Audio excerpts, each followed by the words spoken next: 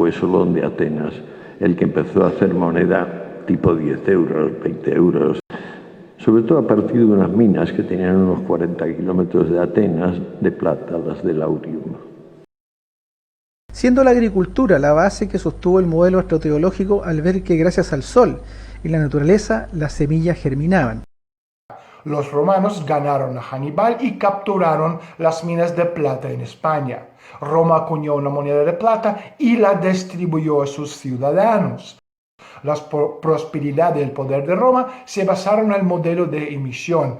Y digamos que el comercio fue muy intenso dentro y fuera del imperio. Una moneda común. Eso facilita los intercambios. Siendo la agricultura la base que sostuvo el modelo astroteológico al ver que gracias al sol y la naturaleza las semillas germinaban. En Roma sigue habiendo muchos pensamientos religiosos, pero predominan los cultos solares. Básicamente el culto a Helios, el culto a Apolo y el culto a Mitra, que son básicamente iguales. Y otra cosa, los dioses solares siempre nacen en la misma fecha.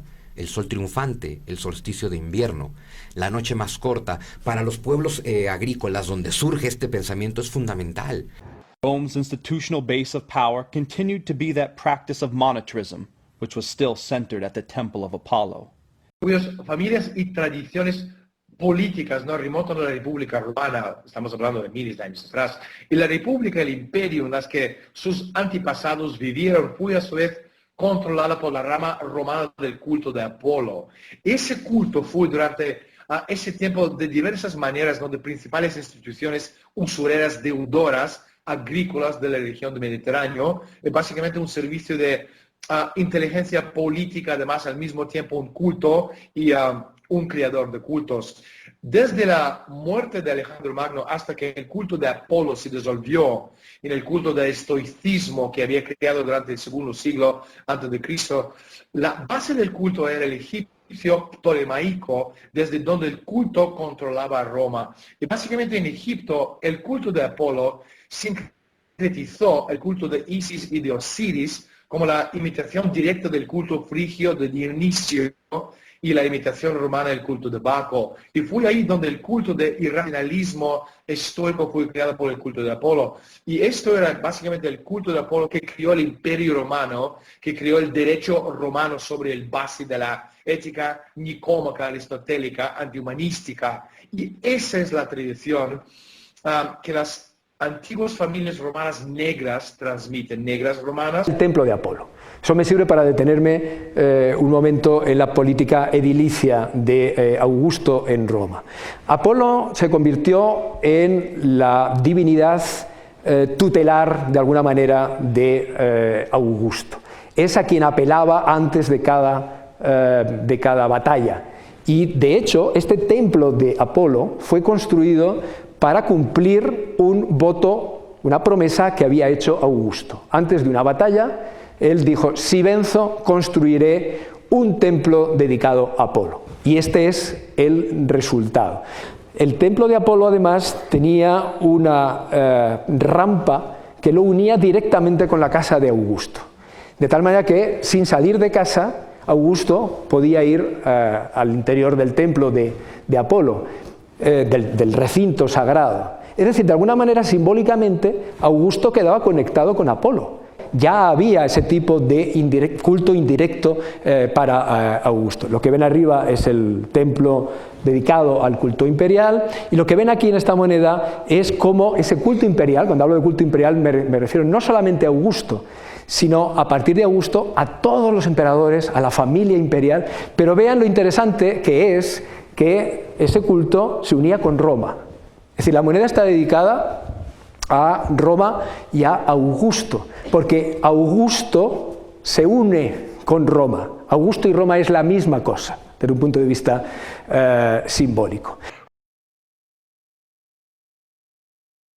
Cuando las fuentes de plata terminaron, el poder de Roma también terminó. So because the economy was getting worse and worse, Diocletian created a whole bunch of great government solutions.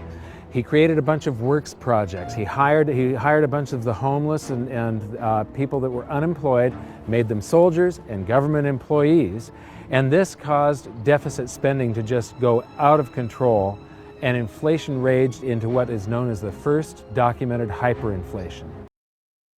Y esa es la tradición que las antiguas familias romanas negras transmiten, negras romanas o negras venecianas. Estas familias romanas con el tiempo llegaron a ser conocidas como la nobleza negra veneciana y hoy sus miembros ocupan estas posiciones claves dentro del círculo interior de organizaciones como Club Bilderberg, por ejemplo. Descubrir los raíces de Bilderberg que remontan a siglo IX, X, XI, a la nobleza negra veneciana.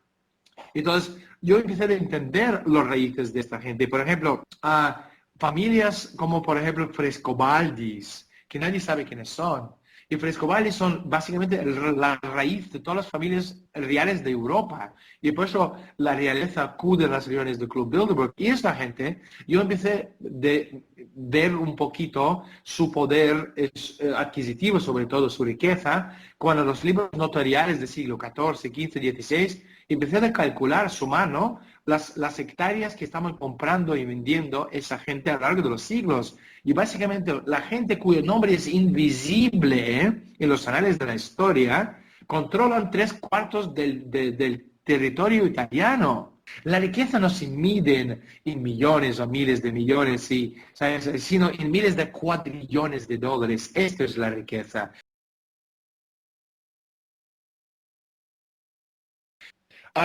Los británicos tenían un precedente para la contracultura, ¿no?, que pusieron en Estados Unidos en el Oriente Medio, las ceremonias de culto pagano de imperio decadente egipcio y romano. Y estos tenían una historia propia, la continuidad del culto de Apolo en el mundo de las finanzas, ¿no?